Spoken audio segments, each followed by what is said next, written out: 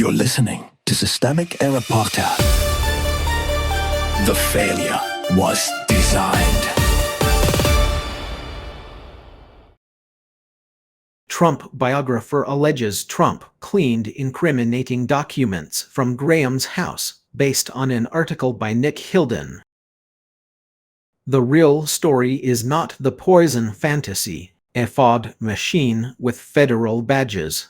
The source article is built around a death, a swarm of FBI agents, and a pile of online speculation about poisoning, documents, and hidden motives. That is the surface story. The political story is simply the people with actual institutional power are Trump and Kash Patel, and the most revealing fact is not the conspiracy chatter around Lindsey Graham's death but the administration's willingness to let that chatter do narrative work for it. Power is doing the talking. The text places Trump at the center twice, first through his public musings about whether Graham was poisoned, then through his shrugging dismissal of the FBI presence as a waste of time. Patel is the other key node. He is not some neutral technician in the background. The article says he has been involved personally, which matters because the FBI does not personally involve itself in ordinary grief tour theater unless the political stakes are the point. That is the institutional reality here. Federal law enforcement is not drifting aimlessly through a private home. It is being used, or at minimum presented,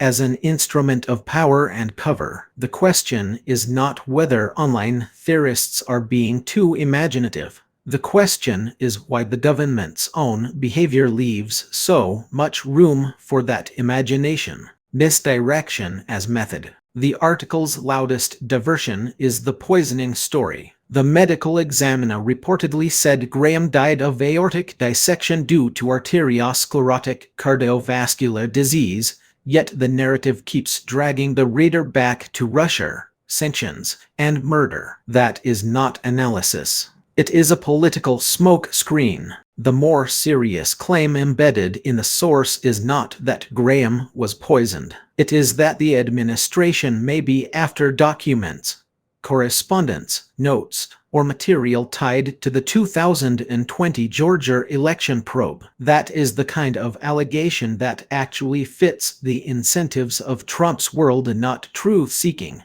but evidence control. The speculation about poison distracts from the more grounded concern that power may be reaching for records that could implicate allies or clarify why one man was indicted and another was not. Patel's bureau, Trump's needs. Kash Patel's role matters because the FBI under his influence is not being described as an institution separated from Trump's political needs. It is being described as part of them. When the Bureau's presence is explained as local support and the optics scream something else, the gap between explanation and behavior becomes the story. That is how authoritarian adjacent systems operate in plain sight. They do not always announce repression with a manifesto. They send too many agents. They create ambiguity. They let the target and the public stew in confusion, while the real objective,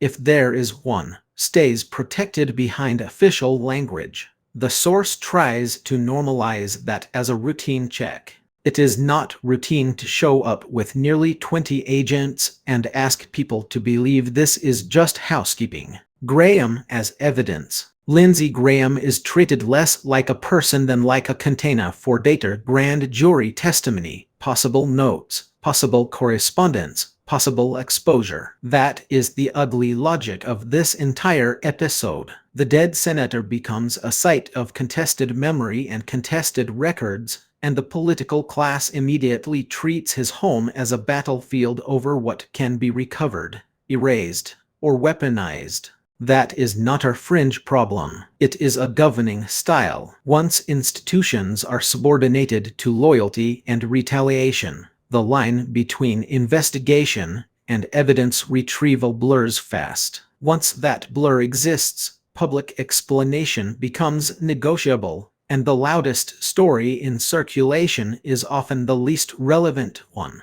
The pattern behind the noise. The source article is trying to make sense of a spectacle, but the spectacle itself is the point. Trump's instinct is to narrate from above. Patel's instinct is to manage the apparatus, and online conspiracy culture rushes in to fill the vacuum they create. The result is a politics where deliberate actions are disguised as confusion, and institutional trespass is repackaged as routine procedure. The larger pattern is not confusion. It is control through uncertainty. The powerful create the fog, then act inside it, then dare everyone else to prove what happened.